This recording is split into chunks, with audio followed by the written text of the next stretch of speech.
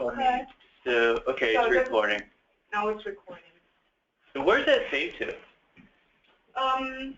Also on W drive and general admin somewhere. I have to check it, but you have to convert it also. It's not just like there. Good, how are you? Oh, good. And actually, it will ask you right afterwards when you X Are you out. in the office meeting? It will.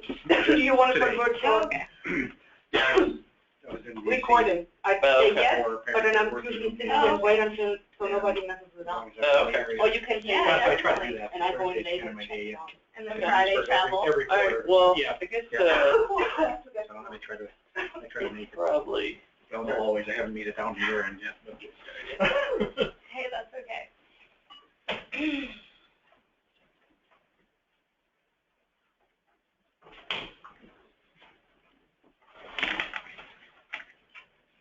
Can everyone hear me fine online? Yep. Okay, thank you. So go ahead and get started. I'm sure other people may drop in, but this intro is relatively brief. So I'm taking graduate level classes for a certificate right now, and my most recent class that I finished in December was Microbiology for environmental engineers. I really enjoyed it, and this is a little bit of a summary of some of the things I learned in it, as well as my project.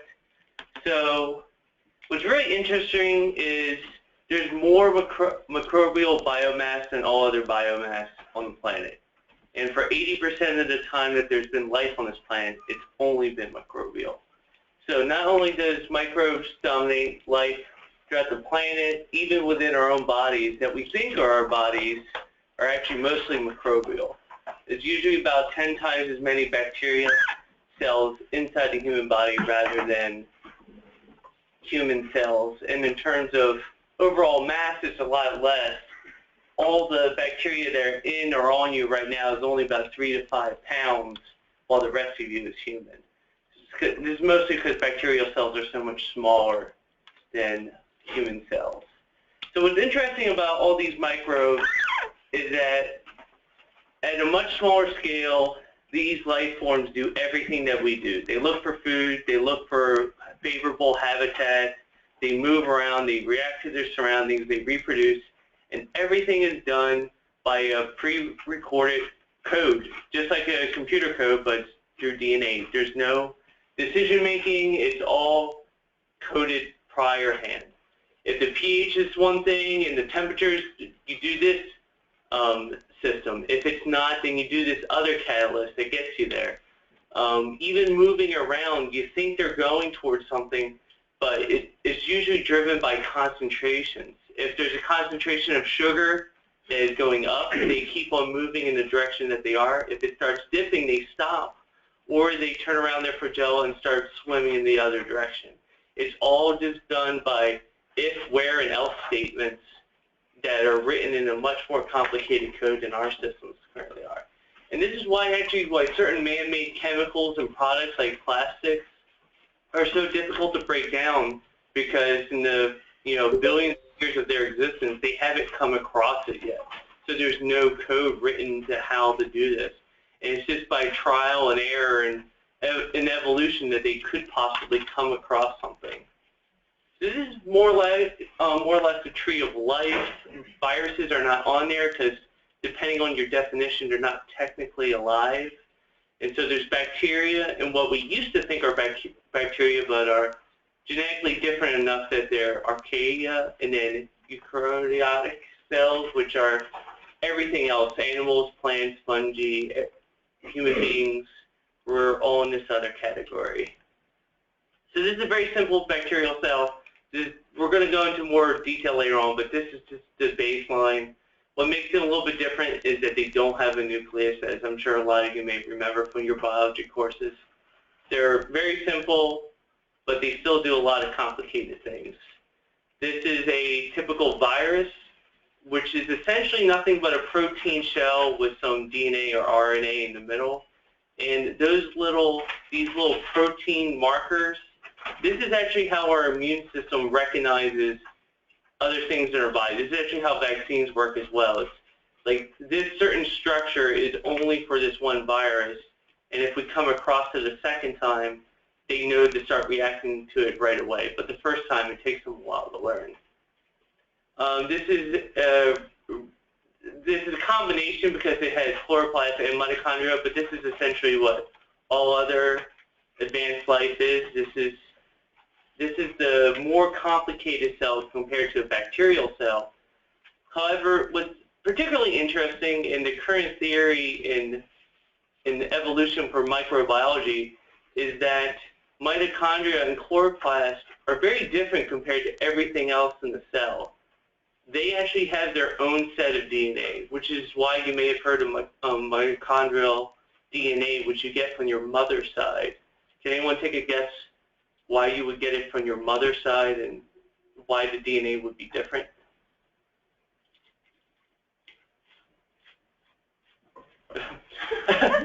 Well, so a little quick sex ed, you know, you get a sperm and an egg, and the sperm from your father fertilizes the egg, and it provides the rest of the DNA for the nucleus. However, the mitochondria in the egg cell are already there, and so they are your mother's mitochondria. And so that DNA is completely different from what is inside of the nucleus. So even right now inside of you, you actually have two completely different sets of human DNA within you. And what's also unique, why they're also different in another way, is they actually have two cell membranes instead of just one like everything else does.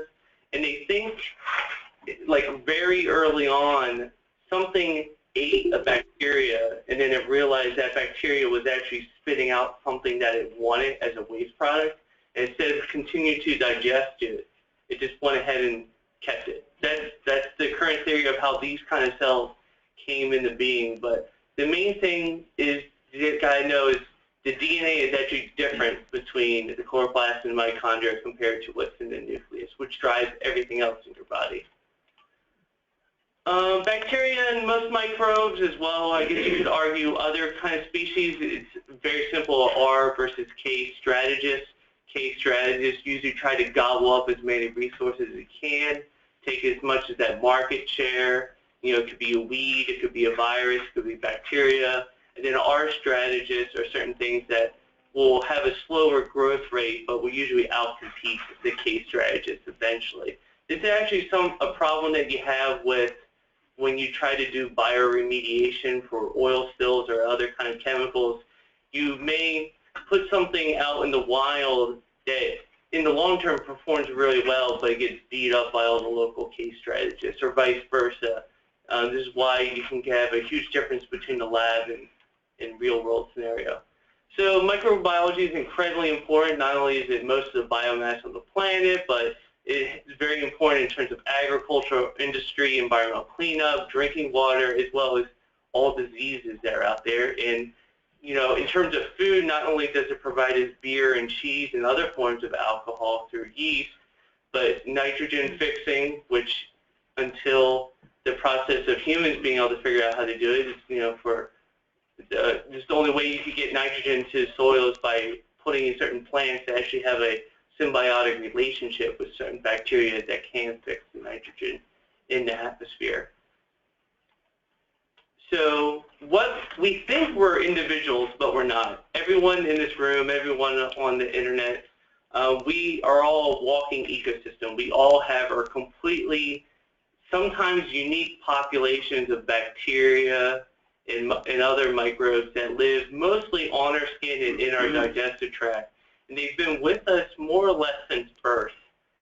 And what's interesting that we're starting to learn is that this biome can be affected by whether or not you're born from a C-section, whether or not you're breastfed, whether or not when you started eating solid food, do you have a dog that lives in your house?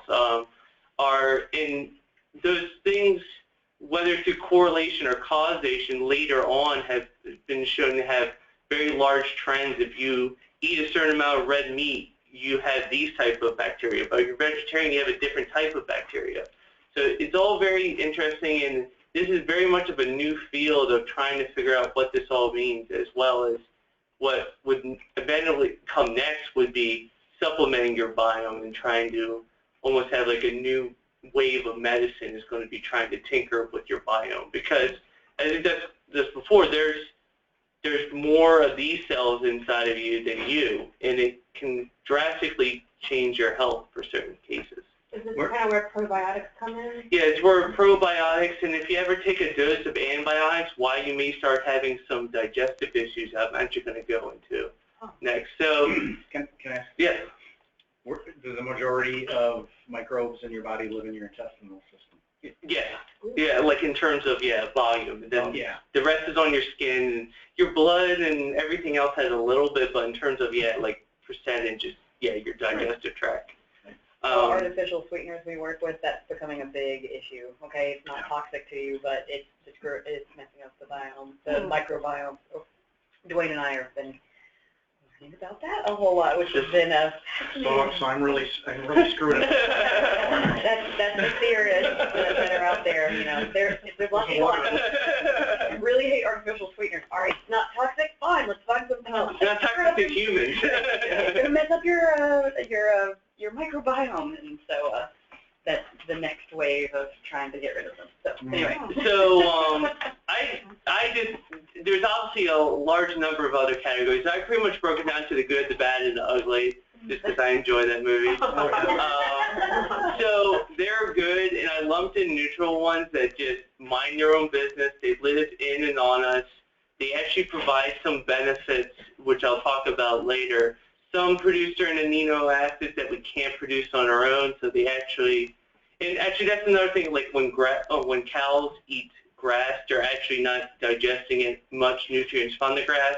They're actually digesting the microbes that are in their gut that digest the grass. And so they're really farming bacteria inside of themselves rather than eating grass themselves.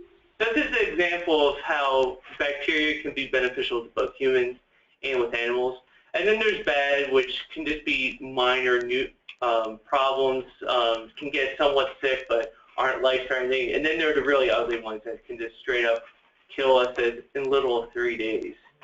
So the good or the bad ones, so the good and the neutral ones, which actually makes them particularly interesting, is if you think of your skin and your body and your digestive tract as a giant game of musical chairs, the ones that are in those seats right now are probably ones that are not making you sick. Because unless you're actively sick right now, you probably live in a pretty good harmony with the ones that are in there.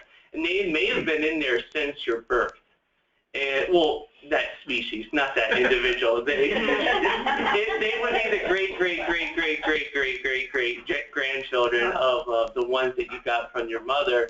But what happens whenever you get sick, like if you're ever having digestive issues, whenever you use a strong dose of antibiotics, you're essentially resetting the game of musical chairs. And this is actually one thing that actually has a benefit of regular soap over Perel and antibacterial soap. When you use regular soap, it washes off new arrivals at a pretty good rate. But if you use antibacterial soap, it kills what they say 99% of what's on your skin. But unfortunately, the next thing you touch is the things that are now going to colonize on your skin. So it's kind of better to be with like the devil that you know rather than the unknown. So they provide certain factors, but the vast majority, especially the neutral ones, this is actually the benefit that they're providing of taking up that real estate space and keeping newcomers from being able to get into the prime seats.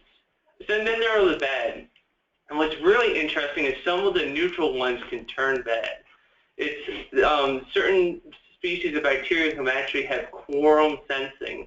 So they release there's a little bit of a chemical compound.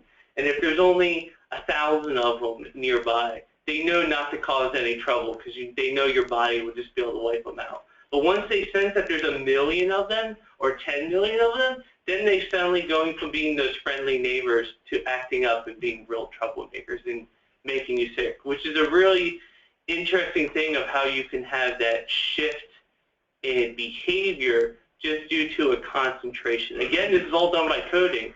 So once that concentration is reached, this is actually another form of medicine that you could do. If you could do something that could block that quorum sensing behavior, then those potentially pathogenic bacteria will always live on a low key and try to be good neighbors. So our bodies are constantly fighting new arrivals that are troublemakers. This is every day you're coming across stuff, and most of the time you're never going to know your immune system is going to take care of it, particularly if it's encountered the pathogen before. This is why vaccine works. This is why you don't get chickenpox twice. It's because your body hasn't encountered it. It takes a while, but it essentially takes the mugshot downtown and makes a bunch of flyers, and then in the future, when it sees those things, it will immediately just stomp it out rather than waiting for you to get sick for a few days and for the population to explode before your body starts to do something about it. That's why, so like that's why vaccines, could take a few weeks in order to take the effect. It actually takes your immune system a while to get the message that this is something you need to do. And for the most part, allergies are actually your body overreacting to something. It's your immune system overreacting to insulin, which causes diabetes. It's yours overreacting to particulates in your lungs, which cause asthma, as well as food allergies. It's just your body overreacting. And now the ugly. So most of you are almost done with what you're eating, but Black Death killed 75 million people. The Spanish flu killed an estimated 50 to 100 million people in only 2 years. Whoa. 2 years it killed that many people. That's more people than died in World War I immediately died during the Spanish flu around the world. Every year, malaria kills between 400,000 and 900,000 people, and 2 or 3 million cases of people getting sick every single year right now. AIDS has killed a total of 25 million people since 1981, and smallpox in the 20th century alone killed an estimated 300 million people. But luckily, smallpox is gone except for it. And this is a picture of Black Death, and this is a picture of a smallpox infection. All right, so progress made. This is a really interesting graph that I saw. This is the total life expectancy of a UK resident, just because they have longer records than the United States, from 1541 to 2011. And you can see these individual blips are usually outbreaks, famines that may have happened from any year to year. And then right around the 1800s, it's just unbroken up. And even 1938, where certain things happened, life expectancy still was going up even during those war periods. And some of the biggest the biggest changes, and they didn't even know why, is one, the introduction of sand filters in London water systems in 1829. It immediately cut down on a lot of cholera and typhoid and a lot of other waterborne diseases. Cowpox was actually known to be able to help you with smallpox in China as early as 1000 AD, but for some reason it took to 1796 for the West to really adopt it. And the first true vaccine took place in 1885 in order to treat rabies, which even now has essentially 100% death rate if you don't get the vaccine. I think there's been a total of 3 or 4 people in the world that have ever survived rabies if they hadn't gotten the vaccination. Luckily, the disease takes a long time to ramp up, so that's why once you get bit, you can still get a vaccine, I believe, several weeks after the initial bite, and you're probably going to survive. And antibiotics really started being used commonly in the 1930s and 40s, and that actually led to even larger life expectancy, because before they would avoid surgery, because if you cut someone open, you're way more likely to then die of an infection afterwards. So by having antibiotics, it's allowed all these other things to take place. So the vaccines, and also something that's a little deceptive about this life expectancy, that doesn't mean in 1663, once you were 40, you just drop dead. It's like if most people would die when they were younger, and if you survived through childhood, you would probably make it into your 40s or 50s or 60s or later. But there were so many childhood deaths that it would bring the overall life expectancy down. So error bars on there. Right, exactly. Yeah, that's right. And so that's one thing that I'm talking about here. So in the United States in 1850, 25% of all babies born died before their first birthday. That is amazing. That's just your first birthday. Making it to 5, making it to 10, these were all like milestones that as soon as you got past, you were probably going to live a much longer life. And what's interesting is everyone thinks they have a growth spurt during their teenage years, but actually the highest rate of growth is always between ages 0 and 2. So if you have these early childhood diseases like scarlet fever, whooping cough, cholera, even if you survive, it's actually incredibly strong correlate that you're going to be 6-5 inches shorter when you grow into adulthood if you have one of these baby diseases. A lot of these diseases are caused by viruses, a lot of which have been essentially stopped by using vaccines, which, as mentioned before, allows your immunity to learn the identity of a bad actor before it actually can get you sick. And so this is an example of total U.S. polio cases. This is right where the vaccine was developed, and it essentially dropped off to essentially 0 in the United States, and it's almost 0 worldwide. But I don't know if you're reading the newspaper, there was an attack on the Pakistan vaccination facility. They're giving out polio flu shots because these war-torn areas are some of the few areas that actually still have polio because they haven't been able to get them vaccinated. And all it takes is one person being a carrier of disease and infects the water, and it can infect a lot of children. I think also some of those places when they're really scared to let the people in to do the vaccines, and they think there's spies and all this other stuff, or somebody. Or think they're poisoning them. Yeah, it's really hard to educate them, and that is a good thing. So, I was just going to say, it's amazing though. There's a big anti-vaccination crowd now, and it's really kind of scary. Yeah. You would look at those numbers. Yeah. Right. Oh yeah, the deaths that used to happen. Because of autism stuff too. I mean, everybody thinks that triple thing is causing autism, so they refuse to have the vaccinations, and then they don't realize how bad that is for. Yeah. So something that's good, amazing. One of the probably biggest accomplishments that humans have ever done is smallpox is eradicated. It's in a lab in the United States and a lab in Russia. And that is it. Those are only, like, other than that, smallpox doesn't exist on the planet anymore because it actually needs a human host. So it's actually much easier to get rid of that way. And just by vaccinating the world, total cases has dropped, and now it's completely cured. And other diseases that could happen as well, like I mentioned before, it's very close with polio. So these are some of the vaccines that are available. There are other ones, but talking about the anti-vaxxer movement, a lot of these things aren't problems anymore because they've been vaccinated, and people forget that's an immediate threat. Right. That all you need is a drop in the herd immunity, and a measles outbreak can take place. And so these are some of the things that you probably don't know anyone that's died from these. Well, except for actually complications from influenza still kills like 10,000 people a year, I believe, in the United States.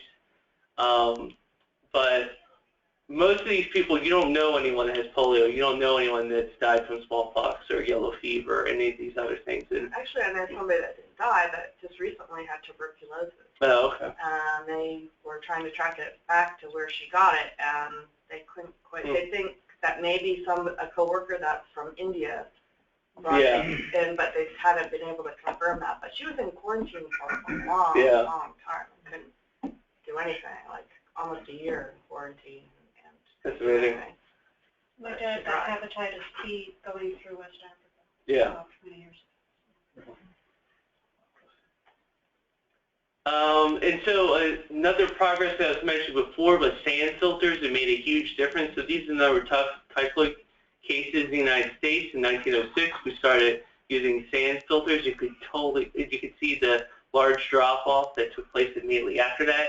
And now chlorination is what the United States still uses. A lot of places in Europe are starting to use ozone treatments, but also work.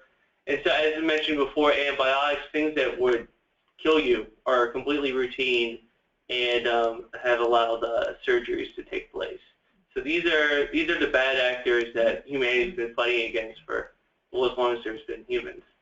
Now, back to the good side, this was actually a book that we had to read for the class, and I really enjoyed it. It's called Missing Microbes. Essentially, there's actually a lot of microbes that are only found in the human digestive system, and they've been with us for as far as they can possibly like trace back.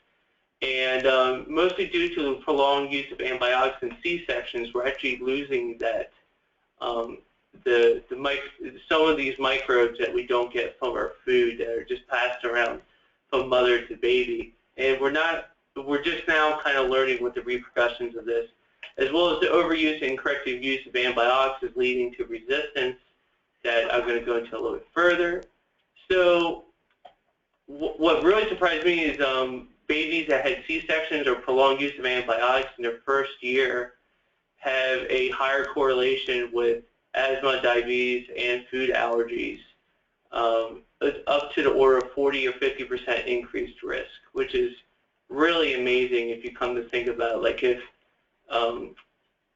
C-sections vary from country to country, about 8% of births is considered as probably medical necessary, but countries like Brazil, it's like 40–50% of all births are done with C-sections. In the United States, it's around 20%.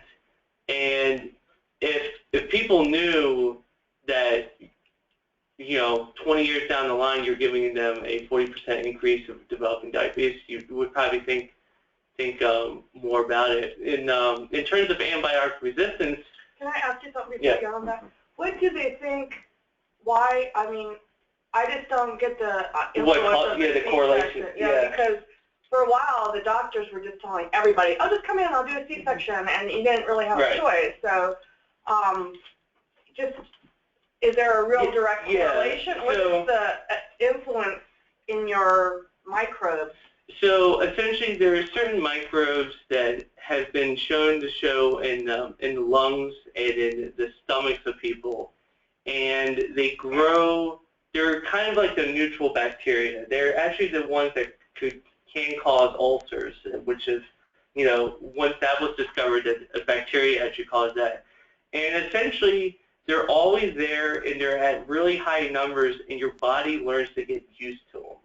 And so your immune system actually has a type of cell that's essentially a military police that tells your body the scale in which you should fight an infection. And essentially, these types of bacteria that are very numerous, they're not positive, but they're a little bit irritating in certain numbers. Your body is used to keeping them in check. And so essentially, if you don't have that, then your police almost gets bored, and it starts going after things. So how does having a C-section or not C-section? Because they're not going through the vaginal. Yeah. So they take them up at that? Yeah, they're not getting that's what I was wondering, how they that shot of those bacteria. Although, when you have a C-section now, and you say, because both my kids are C-sections, they will, and this sounds kind of gross, but it's my next slide, actually. I know where you're going. They took a swab and gave swabs for my. That's what I wanted to know. Like, what are you doing? And they're like, we're giving your baby bacteria. I'm like, fantastic. Yeah. I wonder if they're like picking up on their way out.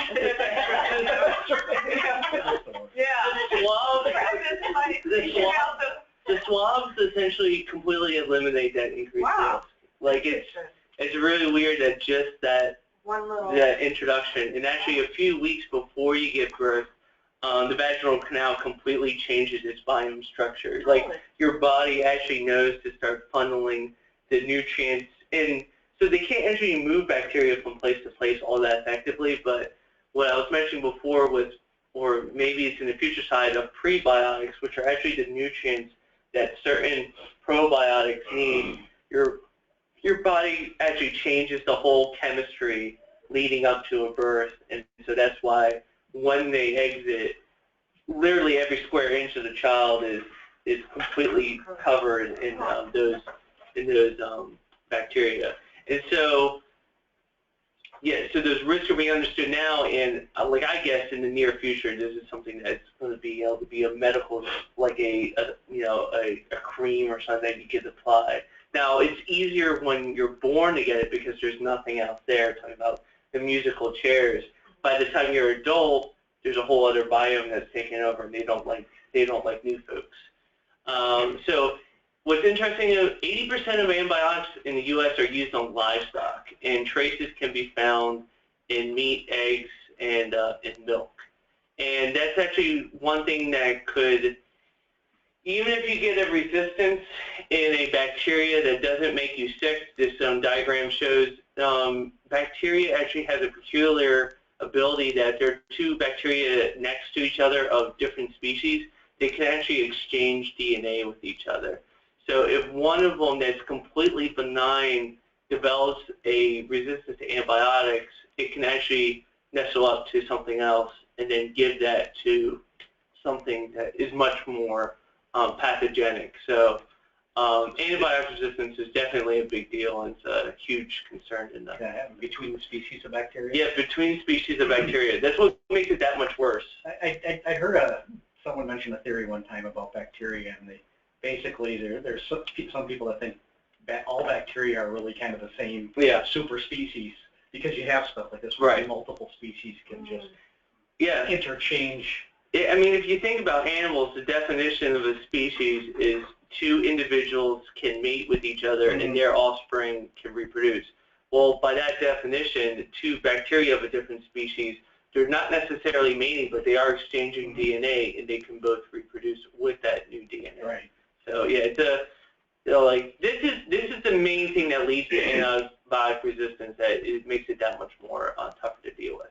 So in terms of the future of microbiology, there's going to be advances in probiotics and prebiotics, which I mentioned the difference before. Probiotics are actually the microbes that you want. Prebiotics are giving them the nutrients that actually seed for their type of growth.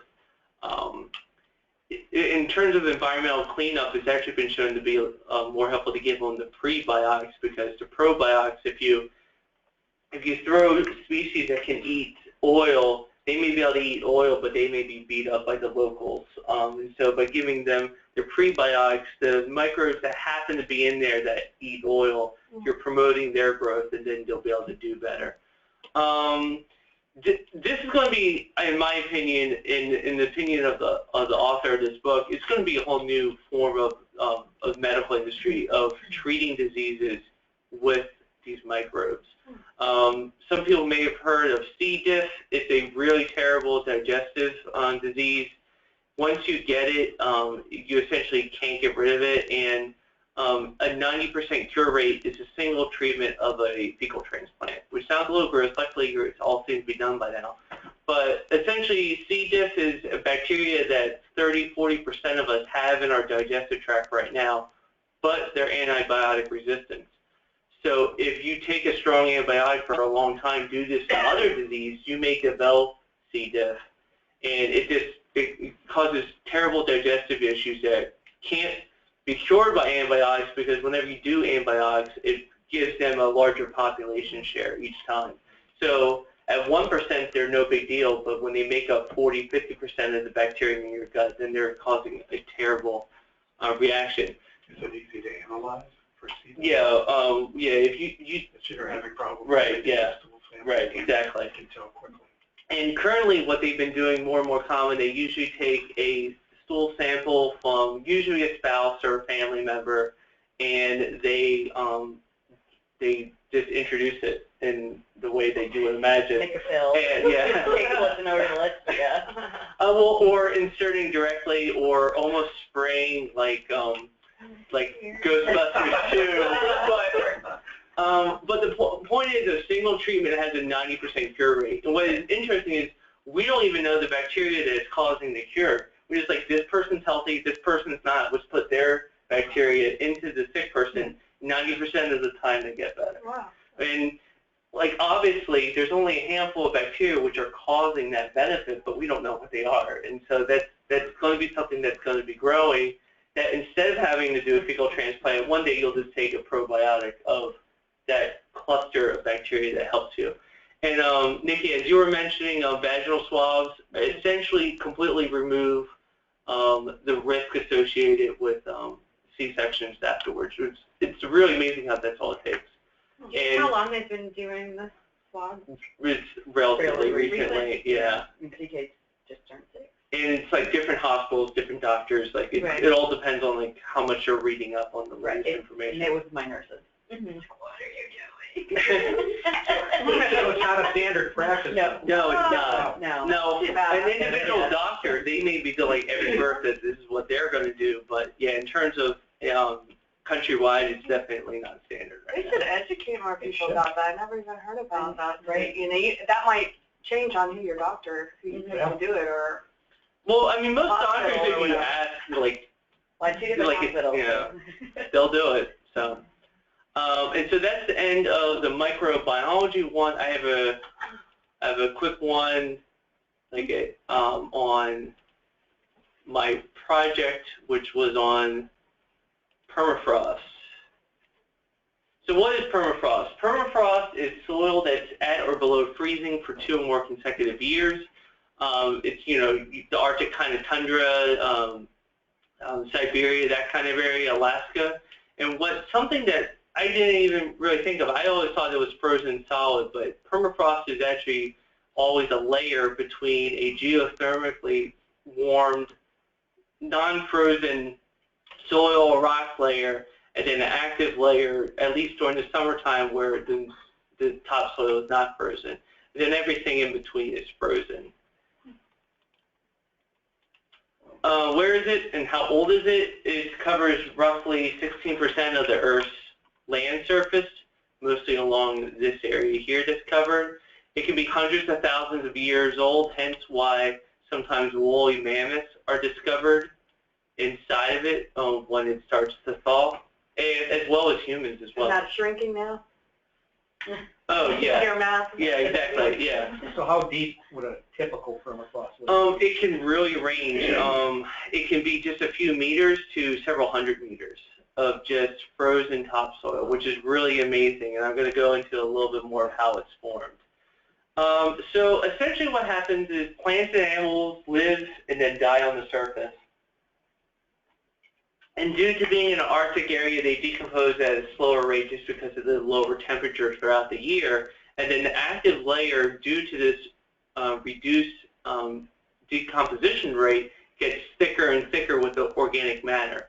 So in the winter, usually the entire active layer freezes, just like how it freezes here. If you know, it can freeze for the first few inches at least, but there they'll freeze solid.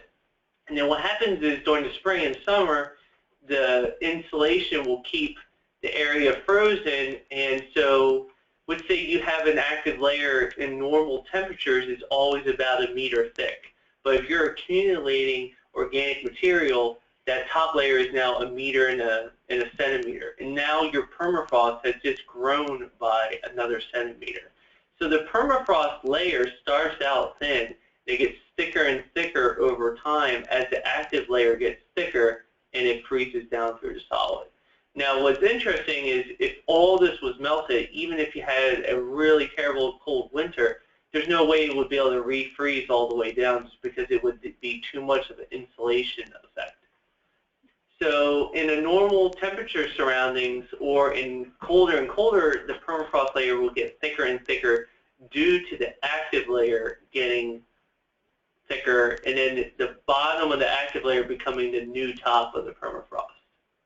So why is that no longer happening? Essentially, permafrost has been melting at a very slow rate since the end of the last ice age. However, in the last few decades, it's been shown to accelerate, and soils that have been collecting and sequestering carbon for hundreds of thousands of years are now melting.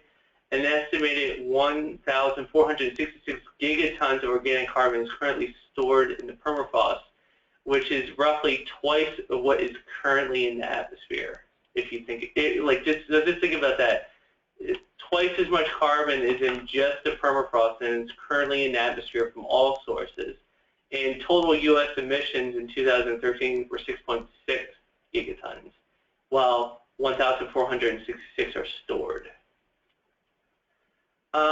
What is particularly interesting is not as simple as you think. There's a carbon balance over time, and so this active layer is relatively thin, and just like any soil, if you have a thin active layer that doesn't have that many nutrients, it actually reduces the primary productivity. As permafrost starts to melt and the active layer gets a little bit thicker, you actually have a vast increase in biological activity, both algae in lakes and ponds, and just plants. And it actually, for the short term, intakes more carbon than the microbes are giving off from the permafrost. However, the soil roots in the limiting nutrients can only go so far, and then the microbial CO2 and methane export becomes much larger than what the plants are uptaking from the atmosphere during photosynthesis.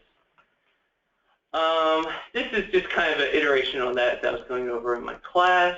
So here are some of the important knowledge gaps. The ratio of CO2 and methane that will be generated from the thawing permafrost is very dependent on the water saturation, the temperature, and the available oxygen. What's particularly interesting is that these microbes can create heat during their respiration, just like how you would have at any compost pile. And this heat internally in the soil can actually prevent or delay freezing during the winter time. And the active, and also the population difference between the active soil and permafrost. Permafrost retreat over time really hasn't been fully understood and how much it's accelerating. As well as difference in the hydrology. So frozen soil traps water and creates a large number of freshwater ponds and lakes all throughout Alaska. And whenever it thaws, it allows that water to drain, which will then give you the benefit of not having that saturated soil creating methane, but those ponds are actually filled with algae that are uptaking a lot of carbon from the atmosphere. So it's a very tough dilemma of pros and cons of what is going to be happening. And yeah, so my hypothesis, just with enough data that you would be able to create a model that would predict. This is for my project, but in terms of what we go through, of course you need soil and air data and the carbon within the soil and its thickness. And you would just test the bacteria. So this is an interesting surrogate data. This is actually a landfill in Detroit. This is, if you take a look, the black dots are the temperature, which change wildly throughout the season. These are days. And this is the methane and the carbon monoxide, which go up and down with the temperature. This is at 2 meters from the surface. This is the landfill at 100 meters deep. The temperature continues to rise throughout the year after year. And it essentially has no effect on the seasonal temperature because it's just too much insulation. This is actually the problem that could occur if enough permafrost, especially in those areas where it's really deep, starts getting the microbes going. They can just heat themselves and they can just keep on going. This is just surrogate data, just an estimate. This is actually me as a student intern checking data from Shenandoah weather stations, talking about how we would use interns. And the impact of having a greater model would be, one, you would be able to predict a permafrost retreat, and you would have buildings that are counting on it as a foundation, as well as railroads and the oil pipelines and stuff like that. They are all built on top of permafrost that they would just assume would stay frozen. That's actually why the Alaskan pipeline, if you ever see it, is suspended above the soil, because they knew the heat of the oil going through the tubes would melt the permafrost. But if the tubes themselves that are suspended, if that permafrost starts to melt, then they can start moving around. And yeah, having an improved permafrost model is really necessary for a lot of global carbon budgets as well as climate models. Because unfortunately, there are a lot of climate models that don't even factor in permafrost. That they just, it's both positives and negatives of uptake and outtake. It's just not in their models.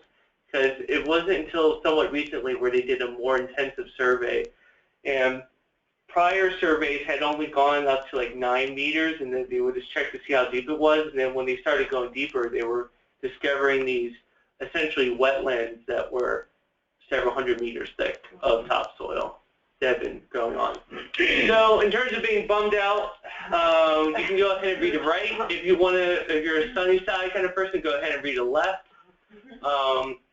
Unfortunately, these are just unknowns right now. We really don't understand how much primary productivity will boost the carbon sequestering temporarily, and then maybe that will give enough time for humanity to lower emissions on their own. However, those 10 or 20 years of increased sequestration could have already happened, and now we're going to be really paying for it. Whether or not the melting permafrost will drain the water and reduce methane enough that it actually offsets the carbon that the algae we're producing in those lakes. As the active layer grows, will insulate the permafrost retreat even more. So once that active layer is 5 meters thick, will that slow down the permafrost, or will the higher and higher temperatures just continue to accelerate the permafrost retreat? And a big one is whether or not the heat generation will be able to overcome the cold winter, and that really depends on how deep in the soil that generation gets to go. And is permafrost melting going to take a few hundred years and contribute to an overall, like, is it going to be 0.25% of that carbon every year, or is it going to be 5%? Because if it's 5%, it just outstripped humanity's outputs. And so that's the level of how bummed out. Oh, it's skipping to the last one. But yeah, so that was my project. So in terms of both the microbiology and this permafrost, does anyone here in Illinois and other offices, any questions?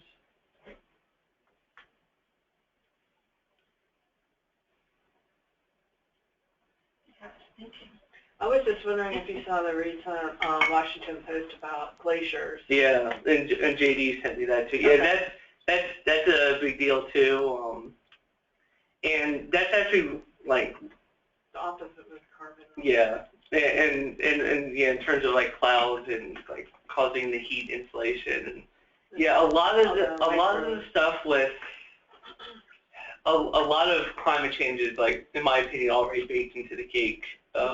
And like, no, yeah, who knows? Maybe there'll be a technological answer out of it to be able to pull carbon out. A lot of this would go back to the microbiotics. If you can get algae that are really efficient, there have always been algae that can turn things into hydrocarbons, or they're going to be just green vats of water all over, sucking up CO2 and creating energy for us, or are those things then compressed and then thrown into old mine shafts? I mean, there's a way to get carbon out of the atmosphere, and also if you just improve soil conditions in old growth forests and stuff like that, like these things will take carbon back out. But this is essentially an ice box that things have been frozen into for 100,000 years, and the freezer is now unplugged. And it takes a while for it to start rotting, but once it starts rotting, like, that's it. It was also, I mean, that was just the latest ice age, right? Right. Yeah. There's right. ice ages. Yeah. So you have this. Yeah. So I would assume that the Earth has some feedback mechanisms where, like, some of the stuff you were explaining, could kind of take care of that, and so. You can. The truth is probably somewhere in between. Yeah. And maybe it evens out. So you got your best. Well, in terms of carbon in the atmosphere, once you reach a certain ratio, then there's the chemical reaction in the ocean that turns into carbonic acid. So the ocean will absorb a lot of the excess CO2 that we cause, but that actually lowers the pH of the ocean, which then makes it harder for coral and other things to live, and then. And also it's an incredibly complicated system, and even with this permafrost, it is unknown whether or not this is going to be a net carbon increase, or in the long run there'll definitely be an increase. But there have been studies that show for the 10, 20, 30, 40 years you have increased carbon intake from that primary productivity. So imagine if all the soil around you was warmer, it had a longer growing season, and instead of 3 inches of topsoil, it had a foot of topsoil. you're going to have a lot more plant growth, but once you get past that root layer, it doesn't matter. It's just going to be all microbes spitting out a lot of carbon. So maybe in the future, I don't know which one's a little bit more depressing than the other one. Maybe I should start with this one and switch to the things that could be happening with the microbes. Yeah, but yeah, it's a field that is growing, and we're learning a lot of new things, and it's just there's a lot of potential for both of those sides of inside the human body as well as the industry. These microbes all do a lot of things, and just like how we domesticated other animals, we'll eventually be domesticating these in a more controlled fashion. I went to this talk about brain tumors. Not to depress you or anything with brain tumors, but supposedly when people have cancerous brain tumors, a lot of times they can't get 100% of it because they'll remove something that you really need or they can't get to that spot. So if you have brain tumor surgery, usually you only live like 2 years after that because they haven't gotten everything. And so now, but they have clinical tests going on now where they could take that part of cancer from your brain tumor and inject it back into you. And they could inject it anywhere instead of trying to get it to your lymph nodes because it's hard to get to the places. But they've, wherever they inject it, it finds its way to the lymph nodes, and then your own cancer attacks the cancer that's still in your body for your, and they've done all these like clinical tests where these people go once a month to get an injection, and this one lady, some people live past 10 years now with having this, where usually even had that. Oh, really? Yeah. And they said if you add a tetanus shot with it, the chances of it getting right to the lymph nodes and stuff is like 90% better than if you don't have tetanus shot with it. It's really weird. They said, yeah. So I was talking to him about. Somebody needed a tetanus shot. Yeah, I was talking about, in the future how this would work, because right now you have to go to the clinic because they're doing clinical trials. But in the future, it would be almost like diabetes, where you have your own insulin and you just have it in your refrigerator and you just do it yourself, and you have your own, cancer cells that they have for you. They have a hard time getting people to inject dead viruses into their bodies, but it's just like, oh, now we're going to inject yourself with cancer. Yeah, you're exactly. Like, no, I don't care. Inject me with anything.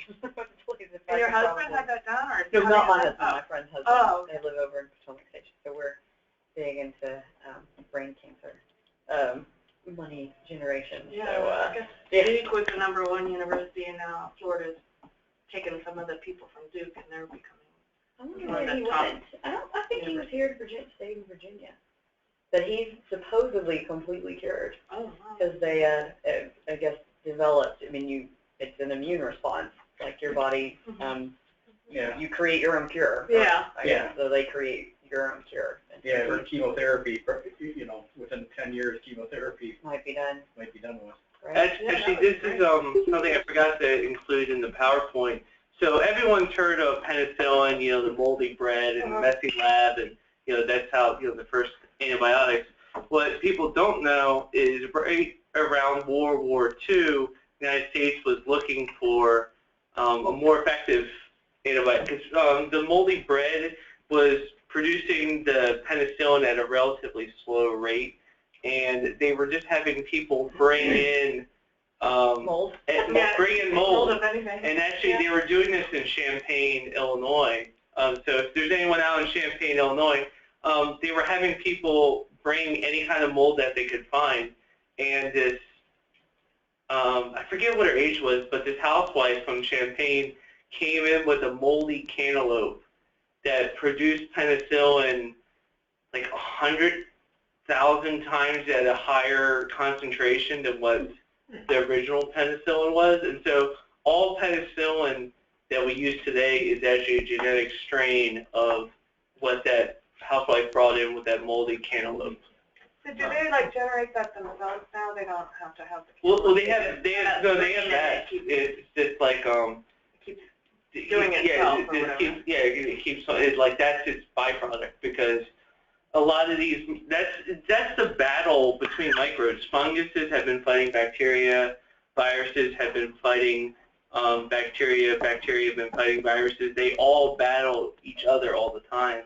And that's where a lot of these antibiotics come from, is bacteria or microbes that excrete these chemicals that kill the bacteria around them. And so, like, and there's a lot left to be discovered. That's why it gives you a little bit of hope with antibiotic resistance, is you're always discovering new antibiotics in soil funguses or in the ocean, in the rainforest and stuff like that. So there's been an accelerated search for new antibiotics that haven't developed resistance yet. And you never know where you're going to find it.